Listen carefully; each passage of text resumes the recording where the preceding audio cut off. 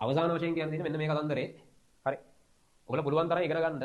ඔයගොල්ලෝ දැන් ඉන්න තත්ත්වේ. දැන් ඔයා ඉන්නේ ගොඩක් පල්ලෙහා තත්ත්වයක වෙන්න පුළුවන්. හැබැයි ඔයා තව අවුරුදු ගානකින් හරි තව අවුරුදු 4කින් 5කින් හෝ 10කින් හෝ අපි ඉන්න තත්ත්වේ පාස් කරගෙන යන්න. හරි. අපි ඉන්නේ කොතනද? අපි ඉන්න ලෙවල් එක අපිට හරි අපි ඉන්න ලෙවල් එකට වඩා අපි ඉගෙනගත්තු ප්‍රමාණයට වඩා ඔයගොල්ලෝ වැඩිපුර ඉගෙන ගන්න. අපිව පාස් කරගෙන යන්න. ඒක තමයි වෙන්න ඕනේ වැඩේ. හරි. එහෙනම් අපේ પરම්පරාවට වඩා ඔයගොල්ලෝගේ પરම්පරාව ගොඩක් හොඳ වෙන්න ඕනේ. හරි. අපි දැන් ඉන්න තත්ත්වයට වඩා හරි අපි දැන් ඉන්න තත්ත්වයට වඩා ඕගොල්ලෝ දසදහස් ගුණයක් ඉස්සරහට එන එක තමයි අපිට දෙන එකම සතුට. හරි.